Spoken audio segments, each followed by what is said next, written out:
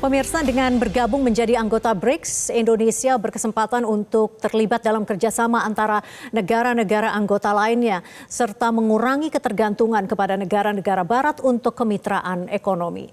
Jubir Kemlu pun mengatakan dengan bergabungnya Indonesia ke BRICS tidak akan mengganggu hubungan dengan negara-negara mitra lainnya.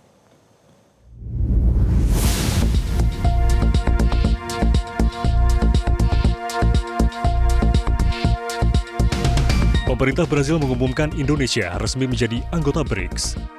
Pengumuman itu disampaikan pada Senin waktu Brazil, di mana Kementerian Luar Negeri Brazil mengatakan sebetulnya tawaran Indonesia untuk bergabung dengan BRICS telah disetujui dalam pertemuan puncak di Johannesburg pada tahun 2023. Disebutkan pula bahwa Indonesia bersama dengan negara-negara anggota lainnya memiliki keinginan untuk mereformasi lembaga-lembaga pemerintahan global dan memberikan kontribusi positif terhadap kerjasama di negara-negara selatan. Kementerian Luar Negeri Republik Indonesia memberi respons atas bergabungnya Indonesia menjadi anggota BRICS. Menurut pernyataan tertulis yang dikeluarkan Kemenlu, keanggotaan di BRICS sebagai langkah strategis untuk meningkatkan kolaborasi dan kerjasama dengan negara berkembang lainnya.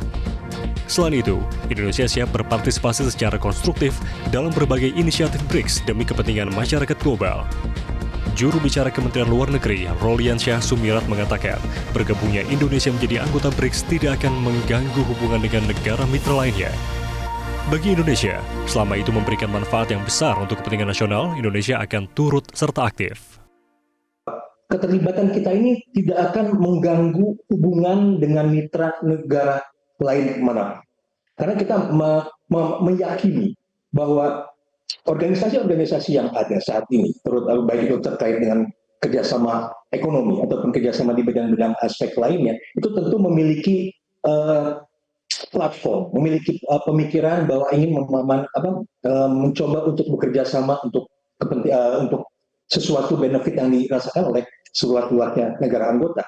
Nah, yang memang kita ingin coba injek adalah bahwa kita tidak melakukan tebang pilih, kita tidak melakukan hanya bekerja sama dengan sebuah organisasi yang bertujuan untuk mengeksklud kerjasama dengan negara lain.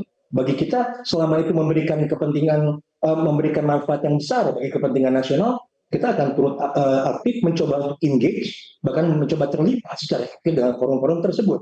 Dengan demikian, tidak pada tepatnya apabila kita tiba-tiba saja seolah-olah terseret untuk selalu mengadukan antara eksistensi dari sebuah organisasi dengan organisasi lainnya. Sementara itu, Wakil Dewan Ekonomi Nasional Mari Alka Pangestu menilai masuknya Indonesia menjadi anggota BRICS sebagai penyeimbang partisipasi Indonesia di forum negara maju dan negara berkembang. Perihal dedolarisasi yang menjadi salah satu agenda negara anggota BRICS, hal ini masih jadi salah satu yang harus dipelajari Indonesia sebagai anggota baru. Bisa juga menjadi jembatan ya antara kepentingan negara sedang berkembang dan isu-isu yang berkembang di multilateral yang kita anggap ini harus diperjuangkan sebagai kelompok negara sedang berkembang. Jadi kita bisa bermain di situ. Dan ketiga, kita masih harus pelajari ini BRICS kan apakah sih yang sedang mereka inginkan ya, misalnya menggunakan currency di luar dolar, menggunakan transaction apa yang disebut SWIFT di luar sistem yang ada. Nah, apakah itu positif atau negatif buat kita harus pelajari. Dan mereka juga punya bank ya, namanya New Bank. Nah, ini apakah ini akan berkembang menjadi bank yang bisa memberi dana kepada pembiayaan pembangunan. Ini hal-hal yang harus kita pelajari dari segi manfaat lainnya. Ekonom senior Samuel Sekuritas Indonesia, Fitra Faisal Hastiadi mengatakan, jika dilihat dari kebutuhan investasi, keberadaan BRICS ini dapat memenuhi kebutuhan investasi Indonesia dari luar negeri. Jadi kalau kita melihat dari sisi kebutuhan investasi untuk mencapai target pertumbuhan ekonomi 8%-nya Pak Prabowo, itu dalam hitung-hitungan saya kurang lebih kita membutuhkan 10.000 triliun. Nah, dari 10.000 itu maksimum 3.000 triliun itu dipenuhi dari dalam negeri dan 7.000 triliunnya dipenuhi dari luar negeri.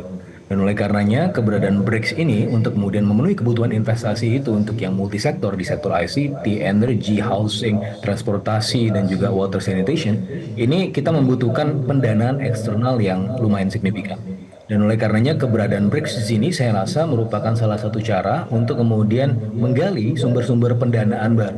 Apalagi kalau kita lihat dari BRICS ini selain China dan Rusia, kita juga melihat ada India di situ, ada South Africa yang merupakan jembatan ke pasar yang sifatnya lebih non-tradisional. Bagaimana juga kita melihat ada potensi perluasan BRICS ya ke negara-negara yang juga sifatnya ya non-tradisional seperti di Afrika dan juga di Timur Tengah. Ini merupakan channel baru kita untuk menggali sumber pendanaan tersebut ya untuk kemudian bisa mendukung pertumbuhan ekonomi kita sesuai dengan target yang dicanangkan pemerintah. BRICS merupakan akronim dari Brazil, Rusia, India, China, dan South Africa. Kelima negara itu memiliki visi dan misi yang sama sehingga membentuk kelompok negara. Tujuan dibentuknya BRICS untuk menjunjung tinggi perdamaian, keamanan, dan kesejahteraan bersama. BRICS juga berupaya membantu negara berkembang dalam berbagai bidang seperti ekonomi, militer, teknologi, dan hubungan diplomasi antar negara. Tim Liputan Metro TV. Jelajahi cara baru mendapatkan informasi. Download Metro TV Extend sekarang.